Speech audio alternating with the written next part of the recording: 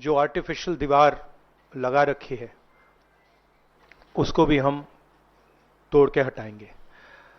पता नहीं क्या हुआ, सडनली 11 साल बाद नरेंद्र मोदी जी कहते थे कि सिर्फ 4 जाते हैं, सडनली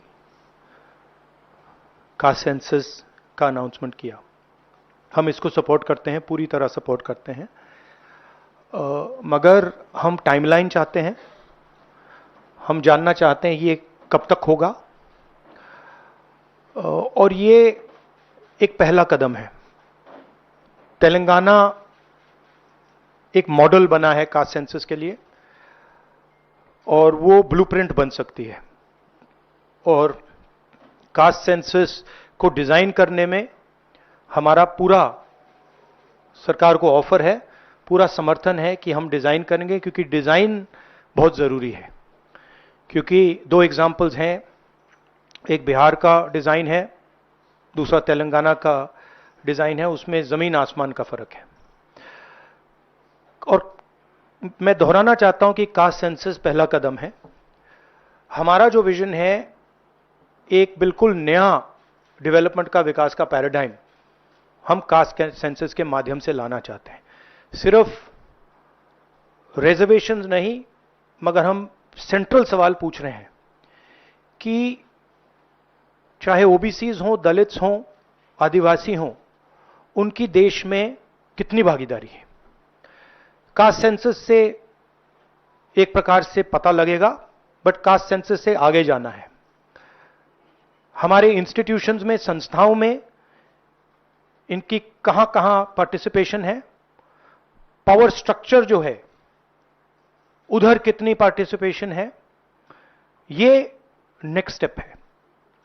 और हम चाहते हैं कि इस डायरेक्शन में कास्ट सेंसस जाए। हमने एक और चीज कही थी, कांग्रेस पार्टी ने रेज की थी, मैनिफेस्टो में भी था, article 15(5). Article 15(5) is reservation in private education institutions. ये कानून है, ऑलरेडी कानून है, और हम चाहते हैं एकदम इस कानून को एनडीए की सरकार, बीजेपी की सरकार इंप्लीमेंट करना शुरू करे। सेंसस को डिले किया है और अपोज किया था, हम इसको वेलकम करते हैं। ये हमारा विजन है, इन्होंने अडॉप्ट किया, बहुत अच्छा।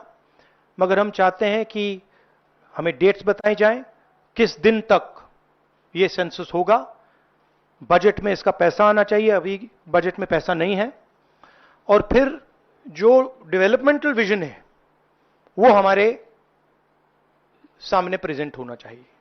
तो ये मैं आपसे कहना चाहता था, अंग्रेजी में बोल देता हूं। Caste census we have been fighting now for some time. Government has opposed for some reason. We don't understand what that reason is. They have suddenly decided to do it. We welcome that. We are happy that they have done the caste census. Telangana is a model state for the caste census. There are 2 caste censuses in front of us. One is Telangana, the other is Bihar. They are completely different caste censuses. The Telangana caste census, the questions have been developed by a process of consultation, not a closed process, open process, by asking the stakeholders what are the type of questions, and it's been a very detailed, very granular exercise. We would like the national census to follow some of the ideas of the Telangana census, and we are more than happy to help the government develop the national census on similar lines. We've had 2 other issues that we have discussed which are also central, which is the 50% cap on reservations. Now this is becoming an impediment. This is becoming an impediment to development, to progress of our country, and to the progress of backward castes, Dalits and Adivasis. And we want this 50% barrier to be eliminated and broken. We have stated that. We have put enough pressure on the government to get the caste census done. We want a date by when it's done. We are going to put pressure on the government to make sure that 50% cap is destroyed. And after that, there is a third thing, which is the Article 15(5), which is reservation in private educational institutions. It is already a law. We want that law to be implemented as soon as possible. So that is broadly the structure. We see the caste census as a new paradigm of development, and we want to go beyond the caste census. We want to understand what is the participation of 90% of our population in the power structure of our country, where are they participating effectively, and where are they not participating, and we want to give them participation and access to power.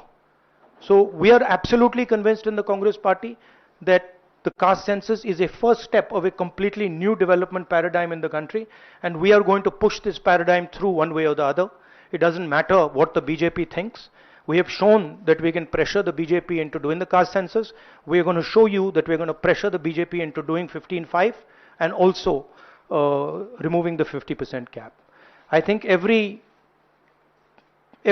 Congress member, every Congress worker, every single person who has fought for the caste census, and there are millions of people, activists from the backward communities, Dalits, Adivasis, I'm very proud of what you have done. This would not be possible without the effort, without the hard work that you have done. It has been a sustained campaign that we have run, and I'm very proud of every single person who has helped us in this campaign. Thank you.